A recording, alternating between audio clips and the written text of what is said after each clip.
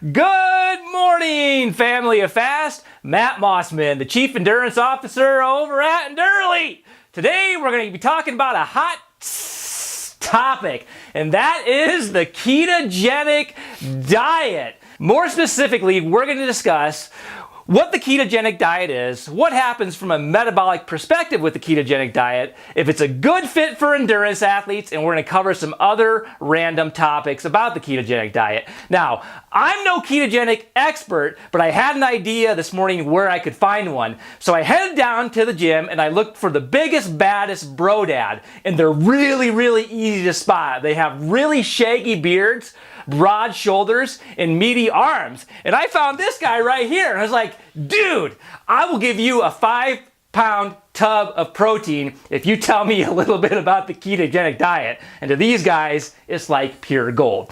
But all kidding aside, this is your first chance to meet my partner at EndurElite and the EndurElite Chief Science Officer, Jordan Joy. Now, Jordan Joy has his PhD in nutrition. Super smart guy and a ketogenic expert. So the information you're going to hear from him is going to be true, it's going to be accurate, it's not going to be the usual bro science bullshit you usually hear about the ketogenic diet. So, without further ado, let's just hop into it. All right, Jordan, explain to us what the ketogenic diet is. Little known fact, I'm actually Matt's bodyguard, but he does pay me in protein, so that part is accurate.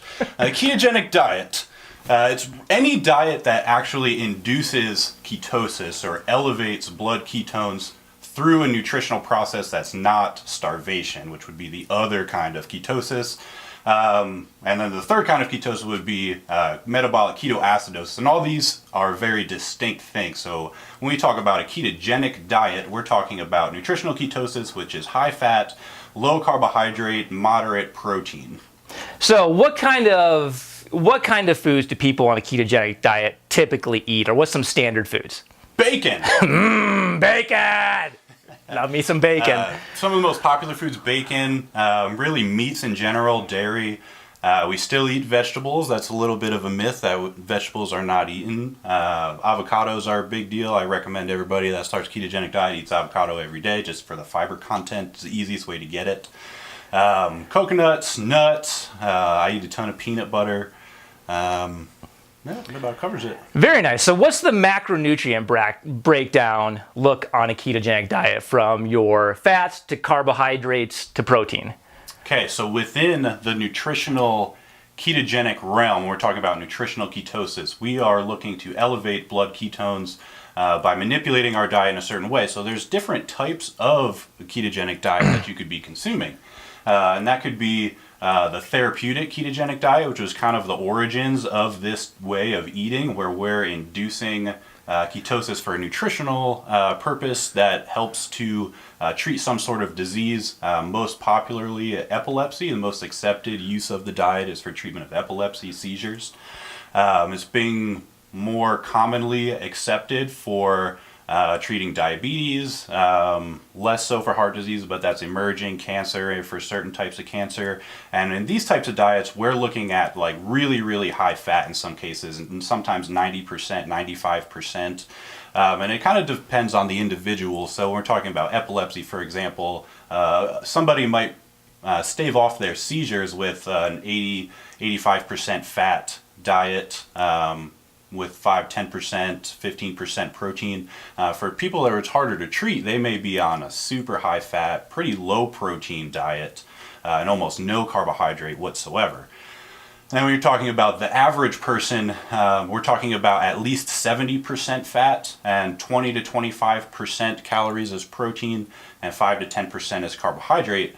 And we're going to talk about something today is a little bit more liberal for an athlete's ketogenic diet, which is at this current stage a little bit poorly defined, but athletes need a little bit more carbohydrate, and you can actually maintain ketosis eating 200, 300 grams of carbs a day. So we'll talk about that a little bit later in the video.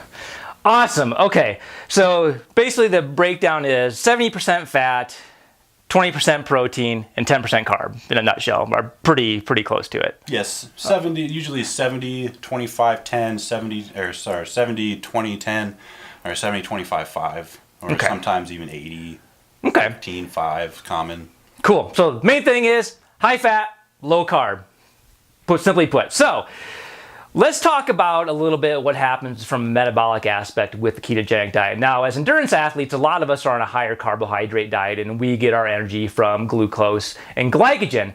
But when you're on a ketogenic diet, things happen a little bit differently. The ketogenic diet relies more on free fatty acids to produce energy. So explain kind of what happens from a metabolic perspective on the ketogenic diet that's specific to like endurance athletes' energy demands. Yeah, so when we are taught energy metabolism, we're always taught that it's glycolysis. And that's true when it's anaerobic, and that's what, when you feel lactic acid, that's anaerobic metabolism, end products, lactic acid. When we go through aerobic metabolism, which is the most common, most prevalent type of metabolism for endurance-based exercise, long-duration events, you can still derive energy from carbohydrates through first the anaerobic glycolytic pathway, and then it goes into what's called the Krebs cycle. When you are talking about ketogenic metabolism, we're almost exclusively talking about aerobic metabolism to get into the Krebs cycle and produce energy. Now, we're going through anaerobic metabolism, we generate 4 ATP, and we're going through aerobic metabolism, we're generating more like 34, 36 ATP. Gotcha. Okay. So what are the main fuel sources? What happens when the free fatty acids are broken down before they grow into the Krebs cycle? There's two basically ketone salts that are made, correct?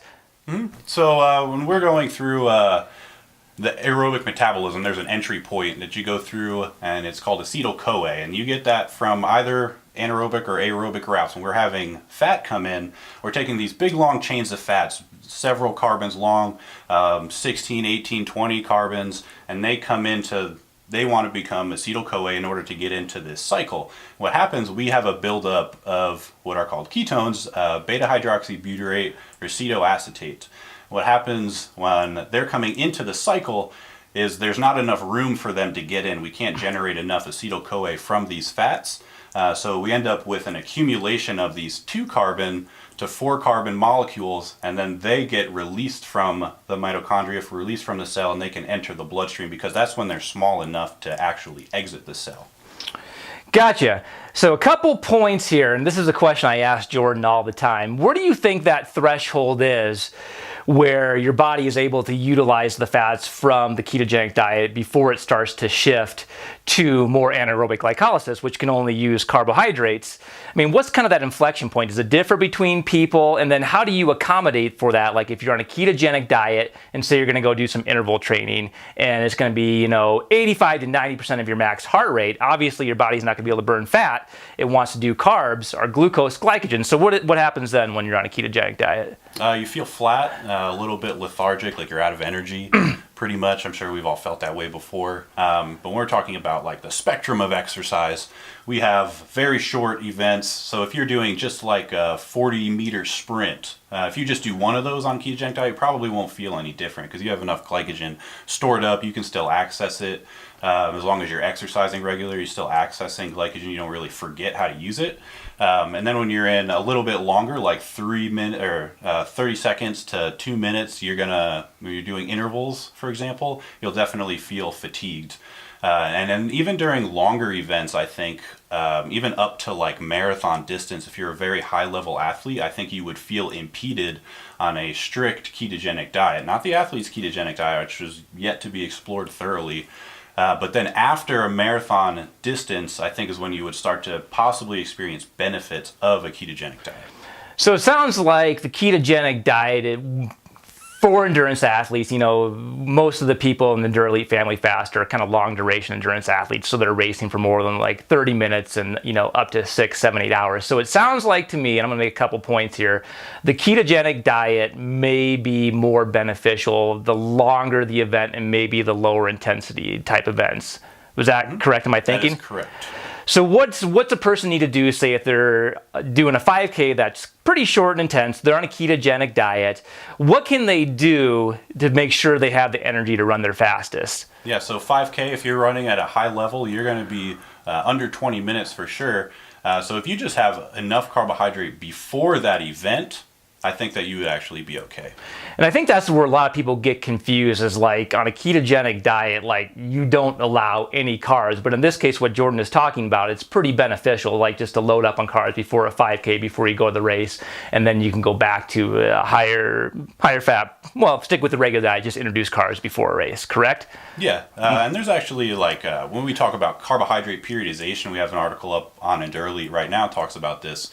If you supply, and these are people are not on a ketogenic diet, but if you supply carbohydrate before high intensity events and then restrict it for low intensity, long duration events, you actually have greater metabolic adaptation. So a ketogenic diet, I think it's just a tool, right? A ketogenic diet is a tool to adapt your metabolism to different types of stress. So even if you are a very high level competitive athlete, you're going to be carbohydrate based throughout the entire season. Maybe during the off season, you go ketogenic for a couple of months and you just kind of force your metabolism to adapt a little bit. It's not going to impact your performance negatively during the season because you're not on that type of diet, but perhaps you have greater capacity for fat oxidation, or you can use fats at a little bit higher intensity, generate a little bit less lactic acid, make your fuel sources last a little bit longer, and overall just become a better athlete. Makes perfect sense. So let's kind of move on to the next topic, and I want to make one point here.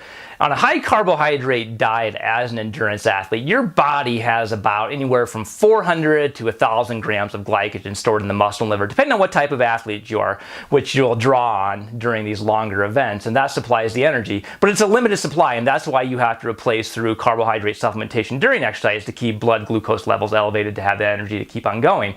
So what's really interesting is like with the ketogenic diet and being able to utilize fats, it almost represents an unlimited energy source. Would you agree with that? Yeah, it's virtually unlimited. You can store, even a lean person, 70,000 calories, so you're probably not going to run out. Yep. So a lot more potential for energy, have an energy supply from the ketogenic diet, but with limitations depending on the duration and intensity. So let's go back to that topic. As far as an endurance athlete being on a ketogenic diet, where do you see it being the most beneficial? Like what type of events? I mean, we kind of touched on it before, but let's just discuss this real quick. Who it might be best for as an endurance athlete and who may it not be best for? Absolutely best for the ultra endurance athlete, the longer than marathon distance, especially when you're talking about these very long events that are 6+ hours long, would definitely reap the most benefit. And I think for like track athletes, I don't think there's really a whole lot of benefit because they're purely anaerobic almost all the time. Makes perfect sense. So that kind of leads me to my next question. What was my next question? So that kind of leads me to my next question, and it's kind of a tricky one. Do you think a ketogenic diet is superior to a high carbohydrate diet for endurance athletes? And let me just say this, there's thousands of studies on high carbohydrates and endurance athletes. And I would say like research studies examining the ketogenic diet and endurance athletes are pretty sparse compared to the latter, or the former, excuse me. Yeah. So I think one of the problems with the current state of the research on ketogenic diets is that we haven't examined it in the right context. So we've always taken the therapeutic type of approach and then applied it to athletics, and that doesn't work. So I think that being in ketosis as a healthy individual is a little bit overrated. And I say that as somebody who's been consuming a ketogenic-ish diet for the better part of the last 5 years. I say that as an athlete, obviously not an endurance athlete, but like I've gone over 200 grams a day, and I regularly eat over 100 grams a day carbohydrates, and I'm able to maintain ketosis at least most of the time. And I've actually adapted how I define my own diet. I say I'm on a low carbohydrate diet that is sometimes ketogenic.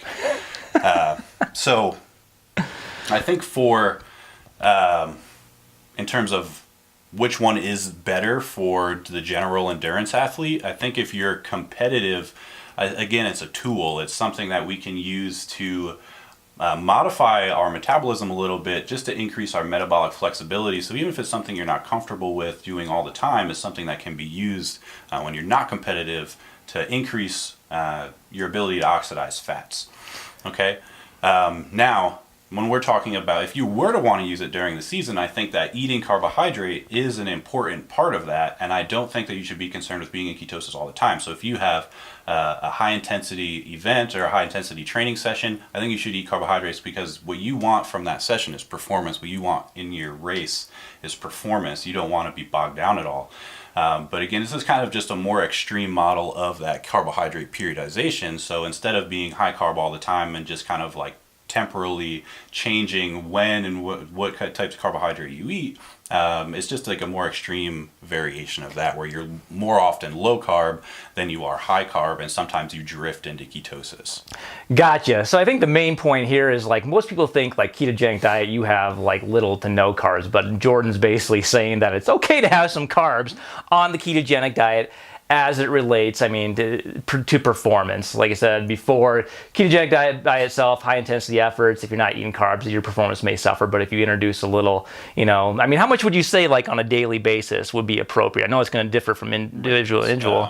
Definitely activity dependent. So our great friend Eric Serrano says carbohydrates are activity dependent, and that's very much true from a metabolic perspective. Carbohydrates supply energy, and they don't do a whole lot else in the body. So if you're at a higher volume, like I said, like I'm a power lifter, so my reliance on carbohydrates is actually very limited, because even when I'm weight training, I'm not getting into anaerobic ranges most of the time. I'm usually using ATP system, so I just have ATP available. I use it. I don't really need to generate it from carbohydrate that often. So as an endurance athlete, you obviously have a little bit smaller body type, but I think even going up to 100 plus grams a day, even on my off days, I have 80 grams of net carbs, and that's another point that we can talk about. I think you'd be pretty comfortably able to maintain some degree of ketosis and fat adaptation. On the topic of net carbohydrates, that's subtracting fiber, subtracting sugar, alcohols. We're only considering the carbohydrates that are actually going to directly contribute to our ATP generation. Makes sense. Now, if athletes on a ketogenic diet, should they consume the majority of their carbs right before their endurance workout, you think, on a daily basis? It's best used before and during, possibly after, depending on if you're going to have another training session or you have very long sessions on back-to-back days. But before or during or both would be the best time. And on I should mention this in the last segment, if you are trying to adapt onto a ketogenic diet, if you've never done it before, you absolutely need to go through 4 weeks of normal ketogenic dieting before you start to titrate in carbohydrates. What happens when you are not in ketosis, you haven't been in ketosis probably for your entire life, unless you went through a period you weren't eating. When you try to adapt, you need to actually, you need to go full in. You can't just kind of pussyfoot around. Pussyfoot! You're not going to get into it. You're just going to end up being in limbo, and you're going to be miserable. You're going to be somewhere between not adapting and give me some carbohydrates now before I cut your head off. That's very true. And from personal experience, which I'll get into in a second, like when I tried ketosis for the first time, I felt like complete ass for the first 3 to 4 weeks. Zero energy, headache, grumpy, hangry. I just wanted to eat all the fucking carbs in the world, but I didn't do it. So let's address one more point and then we'll wrap it up. A lot of people have asked about the health consequences of being on the ketogenic diet. Like, a lot of people think, like, high fat, that's the freaking devil. Like, it's going to cause coronary artery disease and all these other negative health consequences. So let's discuss, like, ketogenic diet and effects on health. Yeah, so ketogenic diet is not going to kill you. We actually, as humans, we're very adaptable. So even just beyond that fact, fat's an essential nutrient, carbohydrates are not, and I like to make that point. I also like to say that fruits are vegetables with added sugar. People don't like that. But no, you'll see your insulin will go down, your blood glucose goes down, you have much less risk of diabetes on a ketogenic diet. Your blood lipids is sometimes they get weird. So for the first 6 months, you might see increases, but they tend to normalize after that. You might see increases in the LDL fraction of your cholesterol, but you'll see big decreases in your triglycerides. That's typical. And as far as other health markers, people report better mental clarity. There are some studies in rats that show greater longevity. None of those in humans yet, but overall, no negative health consequences. And just another point, people who have kind of shifted over to the ketogenic lifestyle, so you're obviously very familiar with the carbohydrate-based individuals, and I'm very familiar with the ketogenic-based individuals, and they think fat's evil, and we think on this side that carbs are evil, and really it's not. They're not evil at all. They're just tools to get us to a certain point. And we all know there's one thing that's evil, and that's sugar. But we'll talk about that later. Just kidding.